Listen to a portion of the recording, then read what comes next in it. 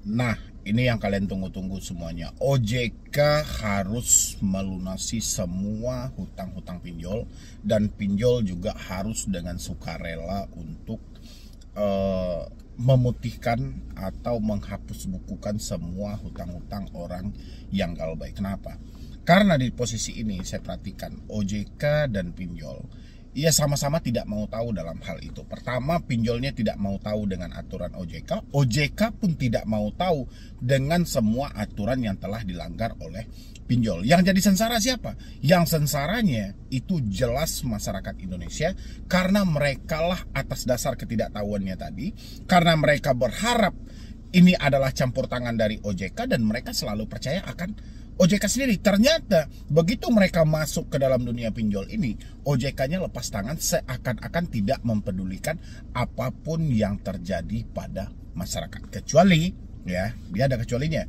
Kecuali ada momen-momen di mana satu kasus itu bisa viral, atau di mana satu kasus itu bisa diangkat oleh media-media lain, itu OJK-nya tampil. Karena OJK itu selalu prosedur kalau sudah di depan kamera. Tapi kalau di belakang kamera, OJK-nya tidak prosedur sama sekali. Ya kan? Berapa banyak kasus pinjol yang terabaikan oleh OJK karena tidak viral? Berapa banyak kasus kekejaman dari pinjol yang dilaporkan kepada OJK tapi tidak ditangkapi karena tidak ada media yang menyorot? Coba kalau ada media menyorot, OJK-nya langsung tampil. Makanya dari itu saya bilangnya, OJK lah yang bertanggung jawab dalam semua ini, dan semua hutang-hutang pinjol yang ada itu harus dihapuskan. Ya, karena sudah tidak sesuai lagi. Karena sejak awal OJK-nya pun juga tidak menghiraukan dia menerbitkan aturan wajib penagih 90 hari. Pinjol mana yang mentaati? Gak ada, ya kan? Habis itu tentang penerapan bunga. Bunga hanya dibolehkan 0,1 sampai 0,3. OJK boleh tinjau lagi ke lapangan. Dan bunga-bunga itu hanya diberlakukan untuk pinjaman di bawah 1 tahun. Tapi OJK bisa cek lagi ke lapangan seperti apa pinjol itu memberikan pinjaman terhadap nasabahnya. Ya, makanya buat teman-teman semuanya, jadi Anda itu selain juga karena ketidakpedulian OJK terhadap diri Anda dan sesuka-suka hatinya pinjol memberlakukan kepada diri Anda juga wajib menghafal aturan-aturan dari OJK tersebut. Kenapa?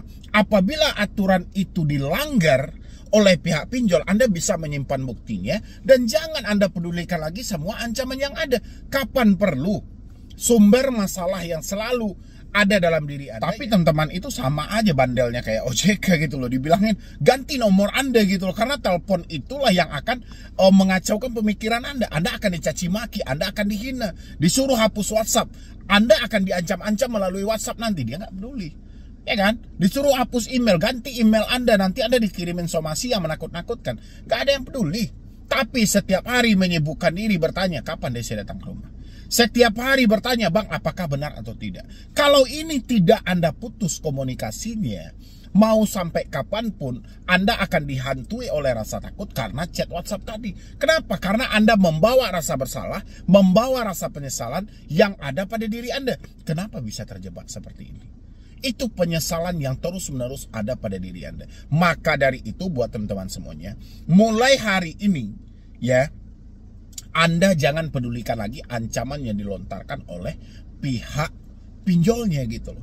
Putus semua komunikasinya. Kalau Anda sudah putus semua komunikasinya, itu sudah aman. Terus apa yang kita lakukan lagi bang kalau komunikasinya sudah terputus? Siapa yang mau Anda cover lagi? Misalnya kontak darurat. Oke, kalau komunikasi dengan pinjol sudah Anda putus, nanti kan mereka akan lari ke kontak darurat. Melalui kontak darurat Anda cukup sampaikan, apabila mereka masih berkomunikasi dengan Anda, menyampaikan bahwa saya ada hutang, tolong suruh ke alamat.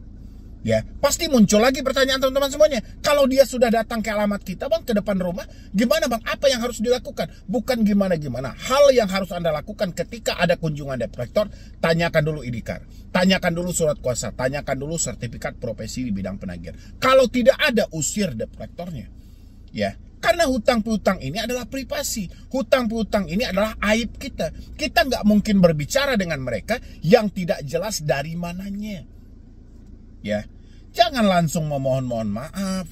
Jangan langsung kita menunjukkan suatu ketakutan. Walaupun bertepatan saat itu Anda tidak ada uang sama sekali. Ya, jangan pedulikan tetangga Anda, fokus aja pada diri Anda. Debt collector yang datang, Anda harus cek kelengkapan mereka. Kalau misalnya tidak lengkap, suruh mereka pergi dari rumah Anda. Kalau mereka tidak mau pergi dari rumah Anda, tolong rekam videonya, debt collector dari mana itu. Ya, biar kita viralkan, karena mereka tidak taat dengan aturan yang ada, begitu cara melawannya. Ya, cuma yang paling terpenting adalah bagaimana hari ini teman-teman semuanya memutus semua komunikasi yang ada, supaya apa? Supaya Anda berdamai dengan diri Anda sendiri. Karena lawan terberat Anda adalah diri Anda sendiri. Ya, jadi sebisa mungkin Anda harus berdamai dengan diri Anda sendiri supaya Anda nyaman buat kedepannya dan Anda bisa beraktivitas. Anda tidak perlu tertumpu lagi dengan ucapan debt collector yang seperti ini, ucapan yang seperti ini. Insya Allah semuanya akan baik-baik saja. Ya, dari teman-teman semuanya, dan kita berharap OJK mempertanggungjawabkan semua ini, mengingat kemarin juga beberapa berita yang viral, OJK menyampaikan banyak banget yang gagal bayar, terutama dari Gen Z, minjam pinjol nggak bayar, minjam peleter nggak mau bayar lagi. Oke, itu kesalahan siapa? Kalau OJK bilangin kesalahan dari masyarakat, bukan. Itu kesalahan OJK. Kesalahan dari pinjol. Pinjol mengiklankan sangat luar biasa. OJK mengizinkan masyarakat untuk meminjam ke pinjol legal. Sementara literasi yang diberikan OJK belum sampai kepada masyarakat. Sementara kebutuhan masyarakat cukup banyak. Karena dia melihat ada satu dana yang mudah untuk dipinjam, mereka tidak peduli akan risikonya. Ya, begitu mereka sudah meminjam, mereka terkejut juga. Ternyata risikonya juga lumayan berat. Ya, mungkin dari saya cuma itu aja buat teman-teman semuanya. Mudah-mudahan dengan video yang singkat ini itu bisa membantu teman-teman semuanya, dan juga teman-teman bisa lanjutin untuk nonton video yang mana itu pengadilan full semua, karena kata si pinjol, semua orang yang telat bayar atau tidak mampu bayar pinjol itu akan diproses ke jalur hukum. Anda tonton ini. Yuk, buat teman-teman semuanya, ini luar biasa ini ya. Pihak pinjol berlomba-lomba ingin memproses debeturnya ke jalur hukum. Ini banyak banget yang dikirimkan di sini. Karena di sini saya perhatikan orang-orang yang mengalami telat bayar itu sudah banyak yang dikirimin surat-surat somasi yang mana perencanaan matang dari pinjol itu mau melakukan pemrosesan ke jalur hukum, seperti yang dikirim oleh salah satu dari follower saya di Instagram ya. Nanti buat teman-teman semuanya juga boleh, Anda kalau mau ingin diskusi juga dengan saya juga boleh, tinggal itu Anda follow Instagram saya juga boleh, atau Anda masuk juga jadi membership di channel ini juga boleh, tinggal klik tombol gabung yang ada di bawah nama channel. Habis itu tersedia nomor pribadi saya dan Anda hubungi aja saya, di sana tertera nomor WhatsApp saya, oke? Di sini somasi kepada N, dikarenakan hingga saat ini belum ada dana yang masuk, keterlambatan lebih dari 90 hari. Apabila tidak ada tanggapan dari Bapak atau Ibu, maka kami menganggap pesan WhatsApp penagihan telah sampai. Namun untuk kesekian kalinya Bapak atau Ibu tidak ada itikat baik dalam menyelesaikan masalah ini. Oleh karenanya besok kami akan mengirimkan surat somasi melalui pimpinan tempat Bapak atau Ibu bekerja dan atau ketua RT atau RW tempat Ibu tinggal ya. Itu yang dikirimkan. Habis itu kami sudah bantu dan memberikan toleransi terhadap Anda, tetapi Anda menyepelekan peringatan kami dan ingin coba bermain-main. Baik, kalau memang ini mau Anda, kami akan segera proses dan bertindak lebih jauh terhadap data Anda. Jangan hanya karena tagihan Anda yang kami rasa tidak seberapa, nama baik dan reputasi Anda jadi rusak atas perbuatan Anda sendiri. Tunggu proses dan tindakan yang akan kami lakukan besok terhadap Anda dan data Anda, oke? Hari ini tidak ada pelunasan, saya tindak lanjuti data Anda sesuai prosedur. Tapi yang saya herankan di sini, debt collector itu selalu menggunakan bahasa dengan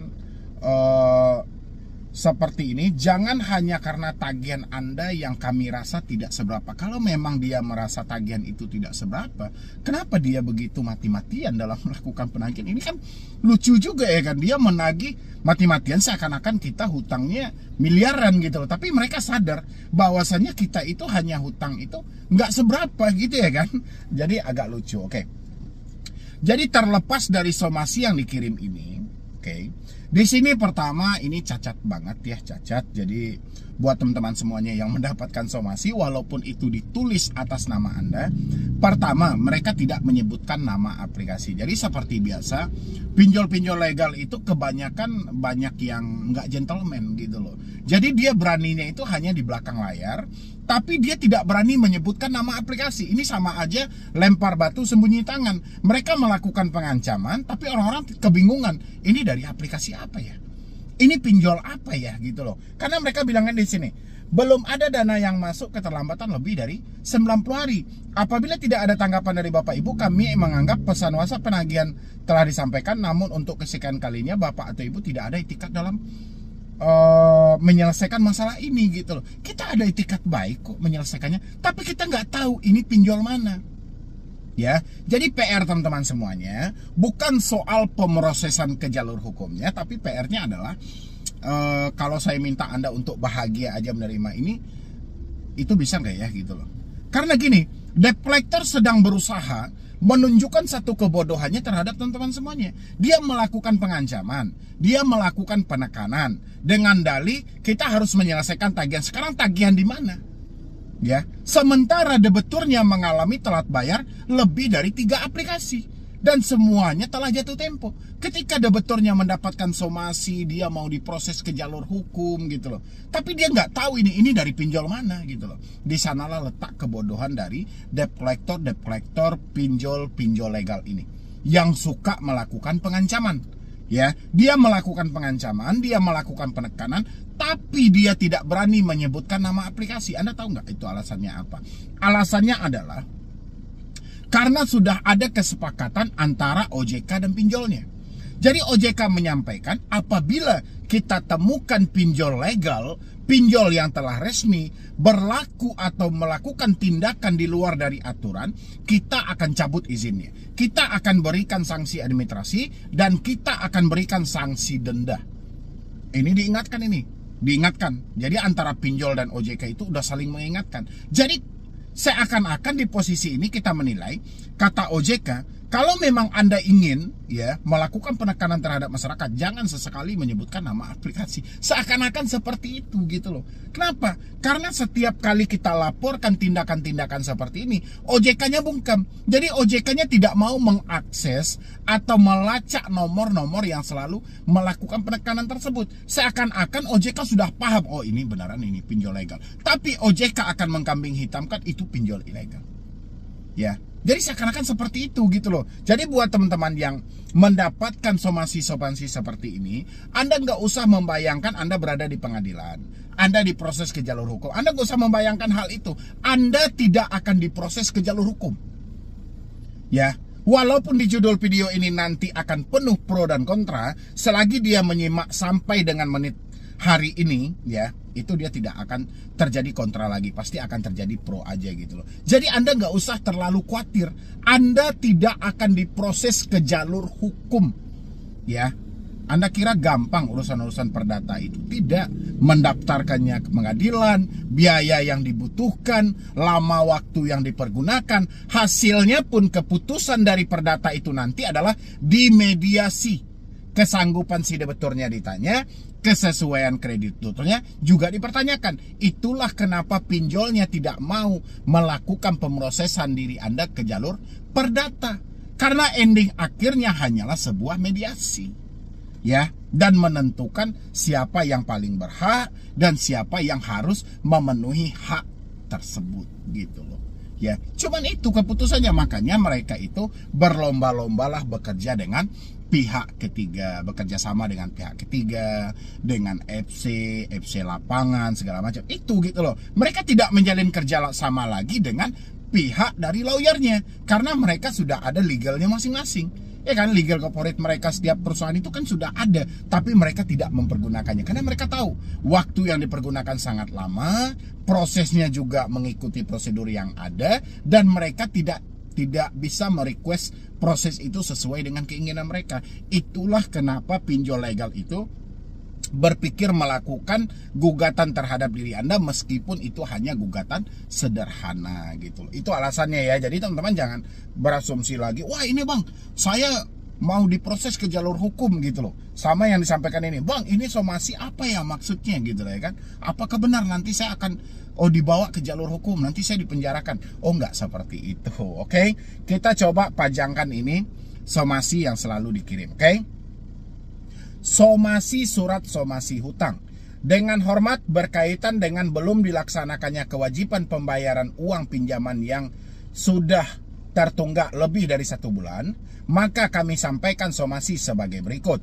Saudara atau saudari melalui surat perjanjian elektronik pada saat Anda melakukan pengajuan pinjaman dinyatakan bahwa pinjaman tersebut adalah akan dibayar dengan lunas sebelum tanggal jatuh tempo. 2. Namun sesuai dengan janji tersebut, ternyata saudara tidak juga melaksanakan kewajibannya membayar hutang. 3. Oleh karena itu, melalui surat ini saya melayangkan surat somasi hutang kepada saudara agar dapat membayar hutang tersebut hari ini juga. 4. Jika sampai hari ini maksimal jam 18 saudara tidak juga berniat membayar hutang, maka kami meminta atau mengambil aset harta benda saudara sebagai jaminan dengan nilai yang sama. 5. Surat somasi akan kami kirimkan ke pihak desa, kelurahan, RT RW sesuai alamat KTP atau sesuai dengan alamat domisili sekarang. Apabila saudara tidak mengindahkan surat somasi pertama ini, saya akan melayangkan surat somasi kedua dan susulan penyelesaian secara hukum perdata dan pidana. Demikian somasi ini disampaikan untuk menjadi perhatian. Udah, nggak usah terlalu baper ya. Sama juga dengan tadi, nggak menyebutkan nama aplikasi. Dia nggak akan berani menyebutkan nama aplikasi. Dan tanda tangannya pun hanya ditandatanganin A7. Tanda tangannya namanya A7 gitu loh. Yang menandatanganin di sini Martinus. Martinus sudah naik jabatan. Kalau dulu Martinus itu masih menjadi debt collector aja, debt collector biasa. Kalau sekarang tidak lagi gitu loh. Dia sudah bisa menandatanganin surat somasi sendiri gitu loh. Kalau Anda nggak percaya, nanti kita munculkan gambar nama-nama Martinus ya. Jadi nggak usah Anda terlalu baper. Ini hanya permainan-permainan debt collector saja, karena dia udah capek sebenarnya. Kan Anda juga mengetahui kemarin kan, ada berita menyampaikan begitu banyak orang yang galbay, begitu banyak orang yang gagal bayar. Terutama disampaikan Gen Z minjam di pinjol itu tidak melakukan pembayaran, bahkan kerugian pinjol itu sangat luar biasa dan tercatat ya kan. Sejak pay letter pun keluar, sejak pinjol pun keluar, itu mereka mengalami kerugian yang sangat pesat banget.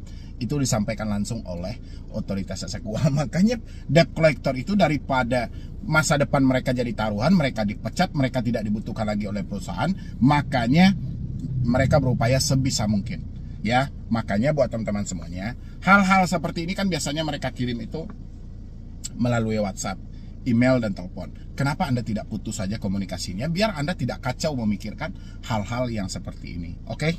Mungkin dari saya cuma itu aja dulu. Mudah-mudahan ini bisa membantu buat teman-teman semuanya. Kesimpulannya adalah tidak ada proses ke jalur hukum yang namanya galbay pinjol. Itu pinjol tidak akan mau memproses Anda ke jalur hukum. Seperti yang saya sampaikan tadi, biayanya mahal, waktunya lama, hasil keputusannya tidak memuaskan bagi pinjol.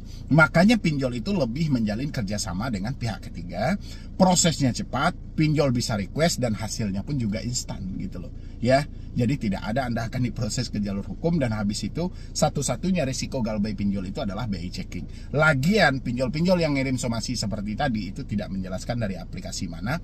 Jadi stop ketakutan Anda karena pesan-pesan buta yang tidak jelas. Ya, jadi sekian dulu dari saya, Medi Broni. Wassalam.